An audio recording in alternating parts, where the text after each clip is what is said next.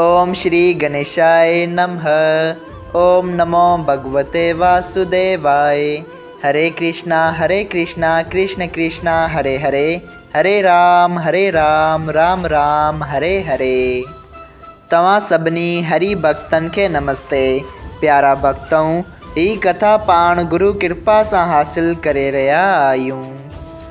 श्री गणपति सरस्वती जो दरे ध्यान करियां थो मां भागवत महापुराण जो बयान, जंहिंमें व्यासदेव ऐं सुखदेव जी कयो आहे श्री कृष्ण लीला जो गुणगान। सभई चयो जय भागवतम महापुराण। प्यारा भक्तों, कल कथा में पाण श्रीमद् भागवत महापुराण साहिब जे 5 स्कंद जे 4 अध्याय जे 2 भाग ऐं 5 अध्याय में ॾिठो हो त श्री भगवान ऋषभ देव जी पंहिंजे पुटनि खे ज्ञान उपदेश ॾियनि था ऐं उन खां पोइ पंहिंजे भरत नाले पुट खे राज गद्दीअ ते विहारे पाण अलॻि थी जर भरत जो रूप धारण करे पहाड़ ते वञी परमेश्वर जो तप ऐं भॼन करण लॻो। उन खां पोइ श्री ऋषभ देव जी भगवान अवधूतन वांगुरु रहण लॻा, यानी के उन्हनि खे पंहिंजे शरीर जी का बि हालत ख़बर न हुई। हू सिर्फ़ परमेश्वर जे ध्यान में मगन रहंदा हुआ। सभई चयो जय श्री कृष्णा। अॼु पाण श्रीमद् भागवत महापुराण साहिब जे 5 स्कंद जो 6 अध्याय शुरू करे रहिया आहियूं, जंहिंजो नालो आहे ऋषभ देव जी जो देह त्याग करण। राजा परीक्षित एतरी कथा ॿुधी पुछियो त हे मुनिनाथ, ऋषभ देव जी जेको स्वयं श्री नारायण भगवान जी जो अवतार हो, तंहिं 8 मुख्य सिद्धियुनि जो मन पंहिंजी तरफ़ छिके उन्हनि खे अलॻि छो न थे करे छॾियो। छाकाणि त जंहिं आदमी काम, क्रोध, लोभ, मोह, मन ऐं इंद्रियनि खे पंहिंजे वस न कयो हुजे, तंहिंखे 8 मुख्य सिद्धियुनि ॾिसण सां भउ ऐं खुटको आहे। पर ऋषभ देव जी त उन्हनि सभिनी खे पंहिंजे वस में रखियो हो, तंहिं 8 मुख्य सिद्धियुनि ॾांहुं छो न थे निहारियो। ही ॻाल्हि ॿुधी श्री सुखदेव जी चयो त हे राजा परीक्षित, ही मन ॾाढो चंचल आहे ऐं काम, क्रोध वग़ैरह भूत तमामु बलवान आहिनि। से बुरी संगत हुअण करे वस में नथा रहनि। उन्हनि में हिकिड़ो कामदेव ही अहिड़ो ज़बरदस्त आहे, जंहिंजे नशे में आदमी पंहिंजो भलो ऐं बुरो नथा सम्झनि। उन कामदेव वॾनि जोगेश्वरनि ऐं रखेश्वरनि जे तप ऐं ध्यान में विघन विझी हज़ारे वरियनि जो तप हिकिड़ी सात में बिगाड़े छॾियो आहे। ही मन वॾो चंचल आहे। जहिड़ी तरह को गोरो बिगड़जी वेंदो आहे त कंहिंखे बि पंहिंजो पाण खे वस में न करण ॾींदो आहे, ठीक ओड़े ही नमूने ही चंचल मन बि कॾहिं बि हिकिड़ी जाइ ते नथो रहे। उन करे हिन मन ते एतबार रखण न घुर्जे।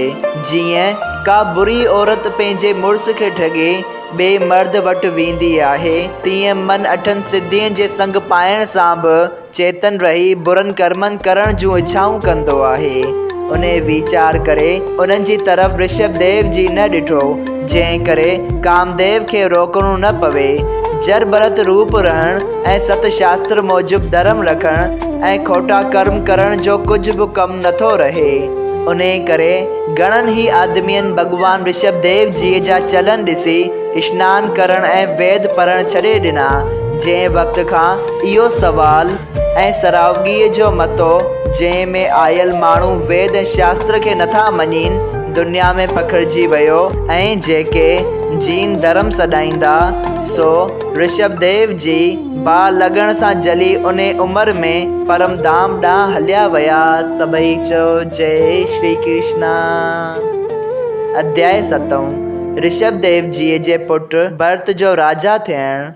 श्री सुखदेव जी महाराज चयो त हे राजा परीक्षित, जॾहिं ऋषभ देव जी जो वॾो पुटु भरत पंहिंजे पीउ जी जाइ ते राजा थियो, तॾहिं धर्म मर्यादा मूजिब राज हलाए रईत खे औलाद वांगुरु संभालियो ऐं पंहिंजो विहांउ 5 जन्य नाले बसु रूप जी धीउ सां कयो। राजा भरत खे उन स्त्रीअ मां धूमरकीथ वग़ैरह 5 पुट तमामु सुंदर ऐं प्रतापी पैदा थिया। जॾहिं राजा घणा यज्ञ करे उन्हनि जो फल परमेश्वर खे अर्पण कयो, तॾहिं खेसि परमेश्वर जे चतुर्भुजी मूर्त जो दर्शन ध्यान में थियण लॻो। अहिड़ी तरह 10,000 वरियनि ताईं राज ऐं सुख भोगे आख़िर संसारी वहिंवार कूड़ो सम्झी उन खां अलॻि थी राज गद्दी पुटनि खे सौंपे पाण जंगल में वञी हिकिड़े किनारे ते जिते श्री नारायण भॻवान जी सालग्राम स्वरूप सां रहंदो आहे उते वञी वेही भगवत भॼन जो चिंतन करण लॻो। पननि जी कुटिया में रही फल फूल खाई जहिड़े आनंद में हिन गुज़ारियो थे तेरो सुख खेसि राज गद्दीअ में बि नथे मिलियसि। पोइ हिकिड़े ॾींहं जो ज़िक्र आहे त राजा भरत पिबरी वक़्तु नदीअ जे किनारे ते वेठे सूरज देवता जो ध्यानु कयो। तंहिं वक़्तु हिकिड़ी गर्भवती हिरणी पंहिंजी टोलीअ खां जुदा थी जीअं उते अची पाणी पीअण लॻी तीअं ओचितो हिकिड़े शींहुं गजगोर कई। जा ॿुधी हू अञा भॻी त नदीअ जे किनारे तां टुपंदे वक़्तु उन जे पेट मां उन जो बचो किरी पियो जो जीअरो छॾे पाण उन जाइ ते प्राण त्याॻियईं। राजा भरत ही हाल ॾिसी वीचार कयो त ही बचो हिते पियो हूंदो त को न को जानवर खेसि खाई वेंदो या बुख प्यास खां मरी वेंदो। इहो मूंखे पाप लॻंदो जो परमेश्वर हिन जो बोझो मूं ते विधो आहे, तंहिं करे मूंखे हिन जी रखिया करणु घुरिजे। इहो वीचार करे हिन धर्म ऐं दया जी वाट सां उन बचे खे खणी पाणीअ सां धोई पंहिंजी कुटिया में आणे रखियो ऐं गांइ जो खीर पीआरे उन खे पालण लॻो। सभई चओ जय श्री कृष्णा। अध्याय 8। उन बचे जो गुम थियण ऐं राजा भरत जो सोच में तन त्याग करणु। श्री सुखदेव जी महाराज चयो त हे राजा परीक्षित, जॾहिं उन बचे खे पालण सां भरत जीअ खे घणो मोह पैदा थियो तॾहिं हू पंहिंजे हथनि सां ताज़ो गाह चिनी उन खे खाराइण ऐं पाण वटि सुम्हारण लॻो। जॾहिं सनानु करण वास्ते ॿाहिरि वेंदो हो तॾहिं बि उन खे पाण सां गॾु रखंदो हो। पूजा ऐं तप करण वक़्तु बि उन खे पाण वटि विहारे छॾींदो हो। अहिड़ी तरह हिन उन बचे सां एतिरी प्रीत वधाई जो संदसि जप ऐं तप में भंग पवणु लॻो। जॾहिं उहो बचो केॾांहुं हलियो वेंदो हो त हू संदसि सोच में ॾाढो उदास रहंदो हो। हिकिड़े ॾींहुं उहो बचो जंगल में कंहिं पासे हलियो वियो ऐं पंहिंजी टोलीअ सां गॾिजण करे मोटी उन कुटिया में कॾहिं बि वापसि न आयो। जॾहिं राजा भरत घणे ॻोल्हण सां बि खेसि न लधो तॾहिं हू उन जे सोच करे चवणु लॻो त मूं खां ॾाढी भुल थी जो मूं उन खे अकेलो छॾियो, जंहिं करे हू भॼी वियो। जे मां ईअं ॼाणा हा त इहो बचो हलियो वेंदो त उन खे अकेलो न छॾियां हा। परमेश्वर मूं ते दयाल थिए ऐं मुंहिंजो भाॻ जाॻे, जंहिं करे हू मूं वटि हलियो अचे। ए पृथ्वी, तूं खेसि अकेलो ॾिसी खणी वेई आहीं, सो तूं ॿुधा त हू किथे आहे। उन सोच ऐं विलाप कंदे जॾहिं राति पई वई तॾहिं हू चवणु लॻो त ए चंद्रमा, तूं हिन खे ज़रूरु ॾिसंदो हूंदे ऐं तूं कृपा करे उहा जाइ मूं खे ॿुधा जंहिं में मूंखे उहो मिले, न त मुंहिंजो प्राण निकिरी थो वञे। जीअं को पंहिंजे पुट जे मरण जो सोच कंदो आहे तीअं भरत जी बि हिन बचे जे लाइ विलाप करे उन ॾींहं खां सनानु पूजा ऐं भोॼन वग़ैरह करणु बंदि करे छॾियो।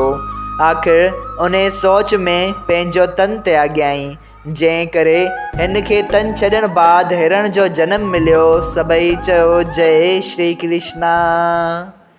श्रीमद् भागवत महापुराण साहिब जे 5 स्कंद जो 8 अध्याय संपूर्ण थियो। अगरि तव्हां सभिनी हरि भक्तनि खे हिन कथा मां लाभ हासिल थियो हुजे त कृपया हिन कथा खे ॿियनि हरि भक्तनि सां शेयर कजो त उन्हनि जो बि भलो थिए ऐं तव्हांजो बि भलो थिए। सभई चओ जय सिया राम। राधे राधे।